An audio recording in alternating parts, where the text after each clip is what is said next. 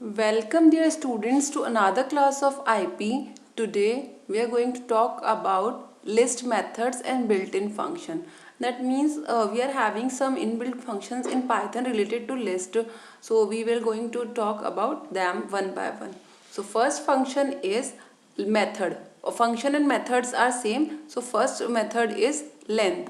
Len means it is used to return the a list passed as an argument. That means sometimes what happen is we have to check the length of the string, that how many elements are there. So this length method, it just returns the length of the list passed as the argument. So here 10, 20, 30, 40, 50. So the number of elements here are 5. So length of the list is 5. Second method given here is list.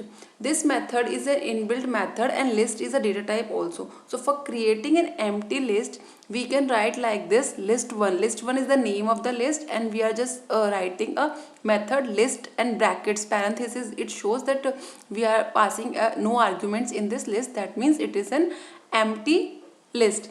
And if you are writing list1, that is the name of the list, then it will return you the empty list. Okay. And another method is also there. If you are creating a string, so here is string 1. In second case it is given string 1. So this is a string 1. In this we are passing vowels a, e, I, o, u as a string, and we can pass this string as a parameter to list also. So see here, this list 1, this is the name of the list. You can give any name here, and here also you can give any name. In place of list 1 you can write L1, or you can just write L. Okay, so that is the name, and this list, it is an inbuilt method, so you have to write as it is in this way. Okay, and for len also you have to write in small and then parenthesis, and then you can just write the name of the list. Okay, so see here we are just printing this list. So list 1, it is having a, e, I, o, u as a vowel. So here in this method we are just passing the string as a parameter. Okay, so what is the working of this is creates a list if a sequence is passed as an argument. So here we are passing string as an argument. Okay, so these are the methods. And another method is append. Append is also a method, and this method is used, it is just adding the elements at the end of the existing list. So see what is the working of append. It is given here: appends a single element passed as an argument at the end of the list. That means this append is just used to add a single element at the end of the list. Okay, so it is also written here: a list can also be appended as an element to an existing list. So we can also append a list to the existing list. Okay, so see here we are having a list 1. You can do it practically also, and ideally I will also demonstrate that later on. So first we are checking the theory, and then we will do the practical. So list 1 is having 10, 20, 30, 40, and what we are appending is an element, that is 50. So we have to write like this: dot is with dot we can access these methods. So see here, list 1 is the name of the list, dot we are using to use this append. So dot you have to put, and then append, and then here we are passing the value, which value we want to add in the existing list. So we want to add 50 as an element, and then we are just printing this list 1. So you will get this as an output. This is the final list after appending this 50 at the end of the list. Okay, so here see we are passing a list as a sequence. This is a list, so it is just appending this list. We can only pass a single element. Okay, see here, single element is passed. So this is a single element, and this is also a single element that we are passing. This is just considered as one element because this is a list. Okay, in this list there are two elements, but we are just passing a single element, that is a list.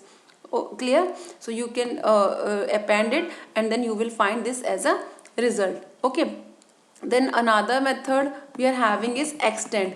Okay, so append each item. Append, what is the working of append? It is just adding at the end, but if we want to add more elements, then we can use extend. So append each element of the list passed in an argument at the end of the given list. So see here, we are having two lists, list 1 10 20 30 and list 2 40 50. Now we are extending list 2 to the existing list. So it is just adding 40 and 50 in the existing list at the end. Okay, so this is extend method. Next we are having insert method. So insert method, it is used to insert an element at a particular index in the list. So difference between this append, extend and insert, this is commonly asked. So append ends at the end of the existing list. Extend can be used to pass multiple elements in the list at the end, and insert is used to pass element or insert element at any particular index in between the list if you want. So see here, this is the existing list, list 1.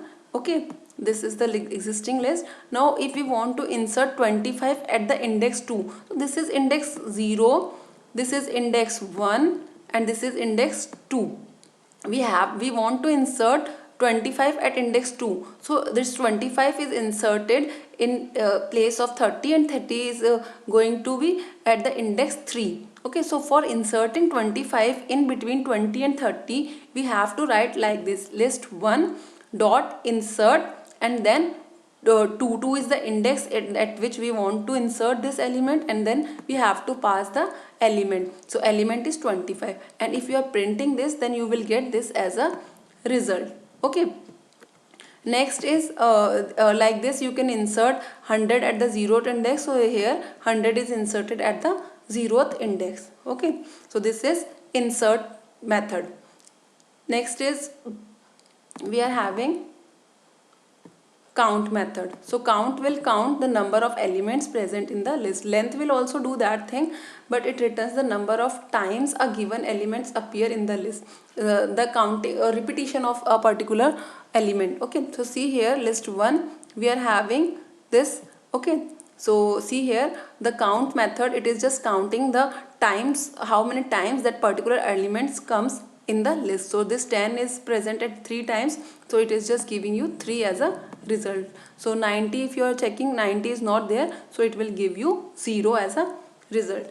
Okay, that is all we are doing today. Now I am demonstrating you these methods on IDLE. Okay, just stay there.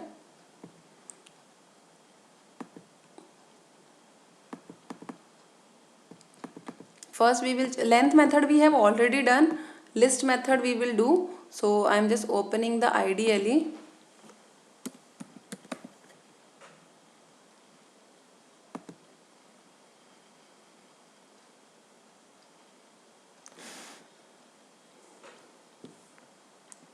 See, first I am creating a list. So I am just writing a list here. List, in place of list I am writing L1 so that you can differentiate, and then I am writing list method. Okay, and then I will pass some value to this. So if I will write L1 enter, so it is just giving me an empty list. So I can write L1 bracket, then I am passing the value 10 20 30 and 40. Okay, like this. Okay, it is showing list indexes must be integer or slice, not tuple. Okay, 10 20 30. Okay, I'm just creating a list L1. Okay, sorry, the declaration is wrong. I have to write like this. Okay, so just do it in this way. Okay, now it will show the list. Now if I will print list, then it will give me this value, and I can check the length method also in this. So for that I have to write len and then bracket, and I have to check the length of this list. Okay, L1 bracket and enter. So it is having 4 elements, so it is showing 4. Okay, now what I am doing is I am just passing a string as an element. So I am declaring S1 as a string. In this I am passing A, E, I, O, U. Okay, and now I am passing this as an argument. L1 list L S1 is equal to, list is a method that we have to use, okay, and in this we are passing S1 as an argument, okay, and we can test it also. See, these are the elements, okay. Now I am appending 50 in the existing list. So for appending I am writing a1 l1 dot append bracket